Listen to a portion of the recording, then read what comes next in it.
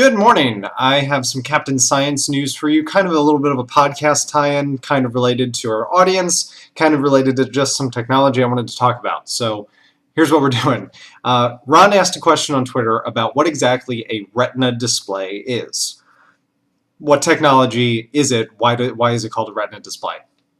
Also, I found this article on CNET last night about the first consumer 4K televisions that are going to hit the market probably next year, which is really soon. And I can tie these two things together, so let's go.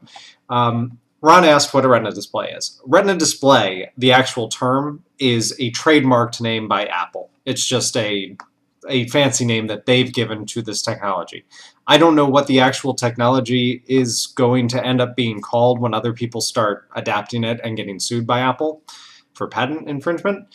But what it is and what it means is that typically, like I'm staring at a computer monitor right now that is 1920 by 1080 pixels. And the pixels are a certain size, and it's a certain size that I would say most people are probably accustomed to. You see edges on things. You can turn on things like clear type, but basically you're still going to see like edges, and anti-aliasing is the video game term for it. You're still going to see all those things. When you look at an iPad 3 or an iPhone 4S or whichever one has the Retina display, you won't see edges because the pixels are so small that they are smaller than a human eye can see. What that means is there is a point of diminishing returns for video displays. There is a point at which video displays will be so good that it won't matter if they ever get any better, because we won't be able to tell unless we somehow start evolving significantly over the next couple hundred years as our technology creeps up and overwhelms us. We're never going to be able to see past a certain point. We don't have eagle eyes. We are not adapted to that. And in fact, we are probably adapting away from having good vision because we don't need it. But that's a whole different discussion that someone else can get into. So, Ron, a retina display is the Apple term for a display that has more pixels in it than the human eye can see, which is good. It's good to have like just too many because then you can appreciate it. But like I said, there's a point at which you don't need to have more because you can't tell. What's happening with this 4K television, I will link dump this article in the info. A company called Westinghouse is making some of the first 4K televisions that will be released to the consumer market. 4K is a resolution that is above what we think of as the highest consumer resolution right now. If you buy a Blu-ray disc, it's going to be in 1080, which is typically 1,920 pixels wide by 1,080 pixels tall. Now, we've been measuring resolutions in height for a very long time. We've done, 240, 360, 480, 720, 1080. And now, for some reason, I don't understand why, the industry has decided that the next resolution is 4K, which is actually a measurement. Wait, let me get. I'm in a mirror on this thing.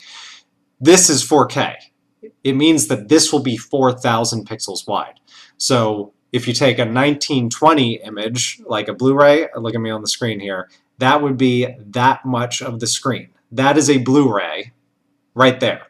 4K is 4 Blu-rays, side by side by side by side. That is a resolution that currently TVs, like I've got a 32-inch TV over here.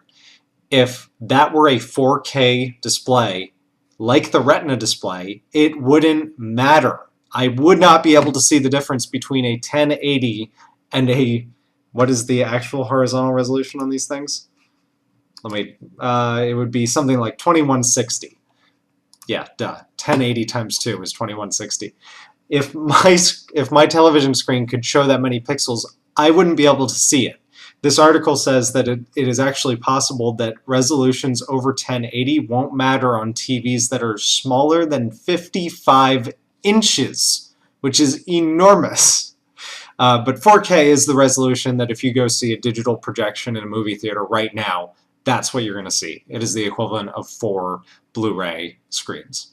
So that's an interesting next step for our technology, because we're always thinking about ways to speed things up or to add memory or to add functionality, and it seems like we're hitting a wall with displays that we don't have any reason to cross unless suddenly we super evolve all of a sudden, or we can start bioengineering our own eyes to see better. There's no point in making a higher resolution after a certain point. It just becomes useless. So Ron, I hope that answered your question, and I hope that 4K discussion fills in some of the gaps we may have left by Sean and Carter Have a Podcast. This is the kind of stuff that I like looking at and checking out. So now I got to go find a 4K television in the real world and play a YouTube video on it and see what it actually looks like. Click.